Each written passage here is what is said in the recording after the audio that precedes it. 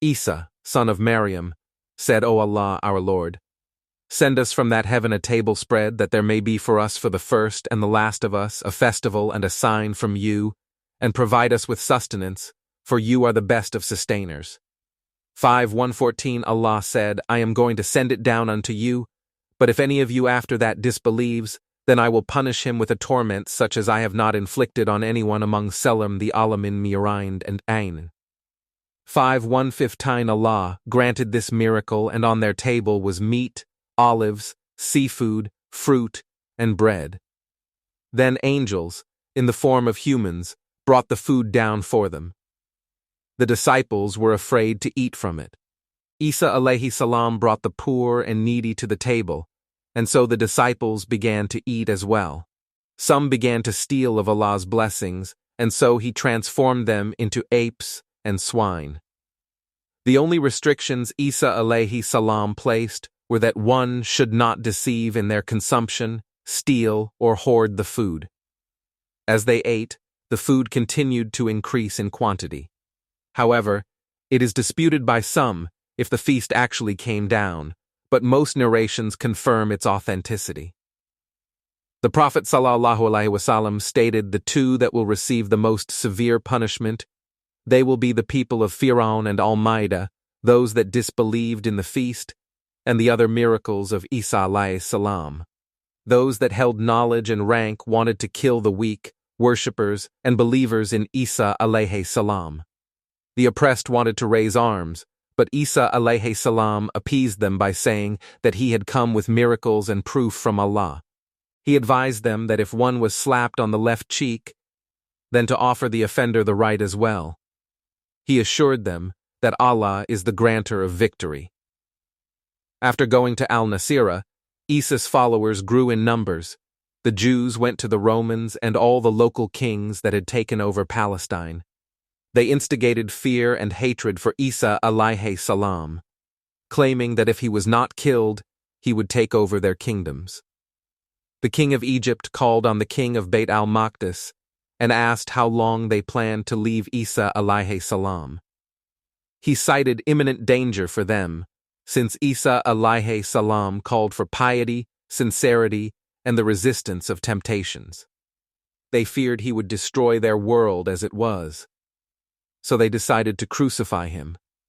Allah had revealed this outcome to Isa alayhi salam through angel Jibril.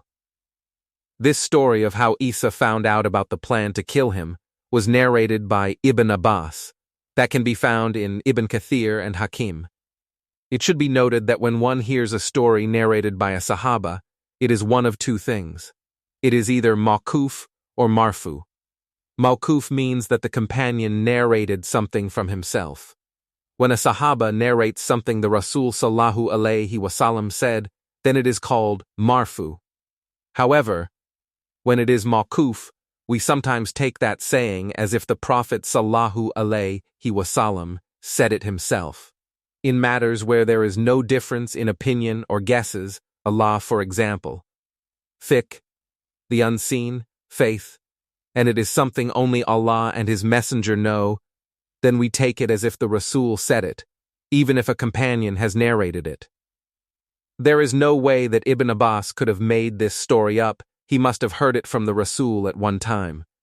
He was told that a conspiracy calling for Isa's death was in the works. He entered upon his disciples after having bathed and revealed Jibril's news.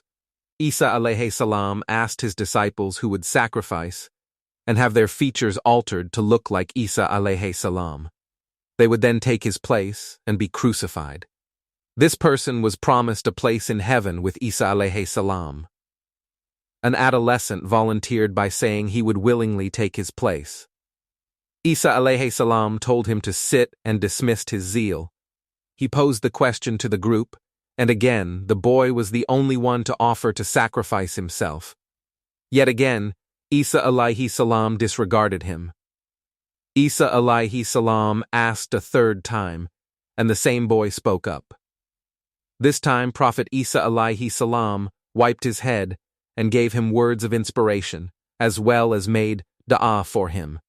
He cautioned the youth that Romans and Jews would enter and find him with Isa's physical features. He further continued to explain that he would be taken and killed. Throughout, they would not see Isa alayhi salam, since he would have ascended to the heavens. It is said in another narration that a man by the name of Yahuda al-Askayuti, a disciple, was the one who deceived Isa alayhi salam and told the Romans and Jews where Isa was. Then, in retaliation, Allah made him look like Isa, and therefore, it was him who was crucified. This narration is weak, and the one previously mentioned is the stronger one. The Jews and Romans discovered where Isa alayhi salam and his followers were. According to a weak narration, they found where Isa alayhi salam was, through one of the disciples who was tortured and admitted, under pressure, where Isa alayhi salam had been hiding. The Romans and Jews entered upon the young boy, thinking he was Isa alayhi salam, and began to torture him. The boy, who was made to look like Isa alayhi salam, was taken, and on his head they placed a crown of thorns. They nailed his feet and hands to a cross, and he was crucified. And because of their saying, Nuralu, we killed Messiah Isa, son of Maryam, the messenger of Allah, but they killed him not, nor crucified him, but the resemblance of Isa was put over another man, Somi, and they killed that man, and those who differ therein are full of doubts. And those who differ therein are full of doubts. The reason for this was due to the number of disciples there were. It is known that Isa had 12 disciples, which makes 13 including him. After crucifying who they thought to be Isa, there should have been 12 people. When the disciples were counted, only 11 were present. As Muslims, we believe that Isa had ascended and the 13th was crucified. This is why there was a discrepancy, and they, Luz and Romeo, were full of doubts. They have no church knowledge, they follow nothing but conjecture. For surely they killed him not, Isa, son of Maryam. 157 The Jews not only bragged about killing a human being, but a messenger from among Ulu al-Azm, and the best of messengers. And they's plotted to kill Isam, and Allah planned too. And Allah is the best of those who plot. 354 After Isa's mother heard the news of the crucifixion, she was in a state of shock. She cried hysterically until she met a man who she knew to be Angel Jibril. He assured her that they did not kill her son, but someone who was made to look like him. She insisted that he had been crucified, but Angel Jibril revealed that Isa alayhi salam had ascended to the heavens. A core belief of Islam is Isa's ascension to heaven, and that he is living and will return. The details of his ascension and his existence in the heavens are not known, as Allah knows best. Prior to his ascension, he had been in a state of sleep for 3 days. Allah said, and Renam. When Allah said, O Isa, I will take you and raise you to myself and clear you, lullar of the forged statement that Jesus is Allah's son, Allah of those who disbelieve.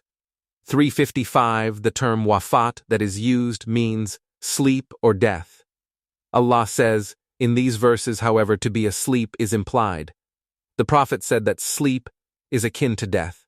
Sleep is like a short death, just as the Prophet taught us to say after awaking, Alhamdulillah alathi ahyana ba'ada amatna. Praise be to Allah, the one that gave us life after our death. The term wafat here, according to Ibn Abbas, signifies that Allah cast sleep upon him, possibly for 3 days. He shall speak to the people in childhood and in maturity, and he shall be of the company of the righteous. 346 Another term used is kahlan, meaning the height of youth.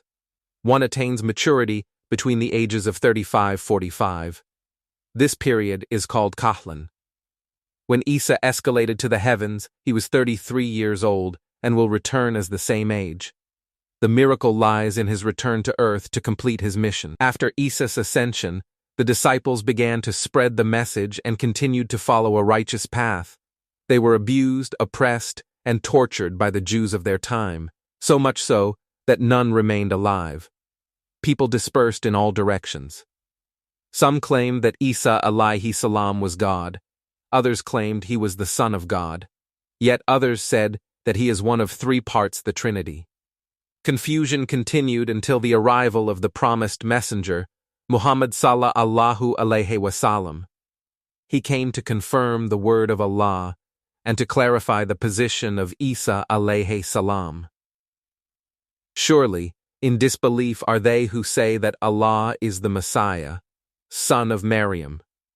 Say, who then has the least power against Allah, if he were to destroy the Messiah, son of Maryam, his mother, and all those who are on the earth together?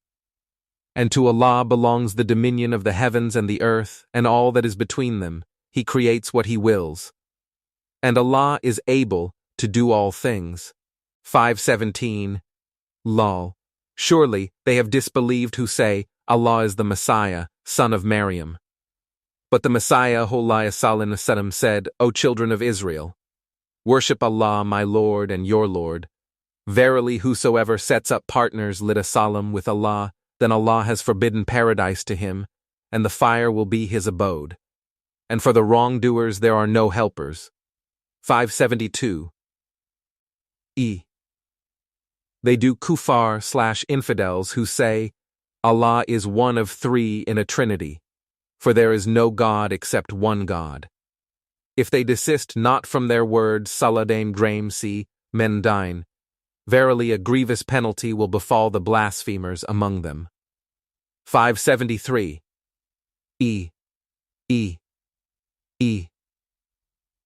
O people of the book, commit no excesses in your religion, nor say of Allah aught but the truth. Al-Masih Isa the son of Maryam was more than a messenger of Allah, and his word, which he bestowed on Maryam, and a spirit proceeding from him, so believe in Allah and his messengers. Say not Trinity, desist. It will be better for you. For Allah is one God, glory be to him, far exalt is hail above having a son. To him belong all things in the heavens and on earth. And enough is Allah as a disposer of affairs. 4:171, Danain, Inni. The Jews call Uzair a son of Allah, and the Christians call Al-Masih the son of Allah. That is a saying from their mouth, they but imitate what the unbelievers of old used to say. Allah's curse be on them, how they are deluded away from the truth. 930 The return of Isa alayhi salam is a well-anticipated event for Jews, Christians, and Muslims. Many years after Isa's ascension, Prophet Muhammad sallallahu alayhi wasallam met him during Isra and al-Ma'raj, where he saw him walking around the Kaaba in the second heaven. Prophet Muhammad sallallahu alayhi wasallam also described him in another hadith, narrated by Abu Dawud, so that one would be able to recognize him upon his return. He had a fair complexion with a ruddiness to his skin. His complexion was pure and radiant, as if glowing with beads of water. Isa alayhi salam was neither tall nor short. His hair was described as neither curly nor straight, with a soft texture. It was long and reached halfway down his back, glistening as if it were wet or oiled. His physical frame was well built with broad chest and shoulders. Though he was full-figured, he was neither fat nor thin. Since his escalation to the heavens, it was apparent that it was not an actual death, just the end of his existence on earth for a given time. Therefore, he must return again once more to complete his mission and die. His return will discredit the claims the Jews and Christians made regarding his crucifixion. The world will be shown that the mission of Isa alayhi salam was Islamic, since he will rule with the Sharia legislation upon his return. Isa's return is an actual sign of the advent of the Judgment Day.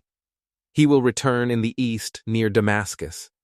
He will come down near a white minaret with each hand on a wing of an angel. His head will be bowed down to Allah, and from it will fall beads of sweat, dripping as though they were pearls or diamonds.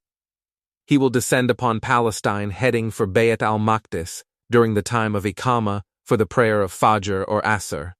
The Imam will have immediately recognized his presence and will ask him to lead the prayer. Isa alayhi salam will decline, stating that the Iqama was for the Muslims and they are to lead one another.